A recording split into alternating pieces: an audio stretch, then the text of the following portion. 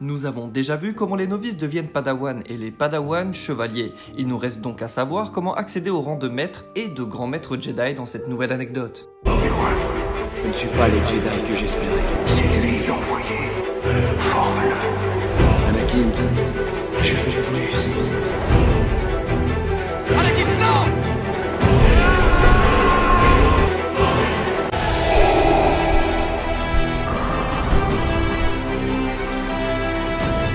Le grade de maître Jedi est la plus haute reconnaissance à laquelle on puisse prétendre au sein de l'ordre. Sachez que les maîtres servent souvent de mentor aux jeunes Jedi. Prendre et former un Padawan au rang de chevalier est une première étape vers l'obtention du titre de maître. Bon nombre de maîtres Jedi choisissent un nouvel apprenti dès que le précédent a réussi les épreuves de chevalier. En revanche, tous les chevaliers Jedi ne choisissent pas cette voie. Les chevaliers Jedi ayant rendu des services exceptionnels à la République sont parfois nommés maîtres par dérogation spéciale du Haut Conseil Jedi. En outre, les chevaliers Jedi peuvent décider de passer une version plus difficile des épreuves qui, en cas de réussite, leur confère très souvent le titre de maître. En tant que maître Jedi, vos missions ne changeront pas forcément. Vous serez toujours chargé d'aider les nécessiteux et de porter les valeurs de l'ordre Jedi d'un bout à l'autre de la République. Mais parce que vos compétences de Jedi se sont approfondies depuis votre première mission de chevalier, vous pourrez également envisager d'embrasser une carrière d'instructeur dans les domaines de votre choix. Le temple et les académies satellites ont besoin de philosophes, maîtres d'armes, historiens, scientifiques réceptifs à la force, ainsi que d'experts dans les différentes spécialités pratiquées par les Jedi Sentinelles. En effet, devenir maître Jedi n'est pas la fin de votre périple, c'est à ce moment-là que d'autres portes s'ouvriront à vous.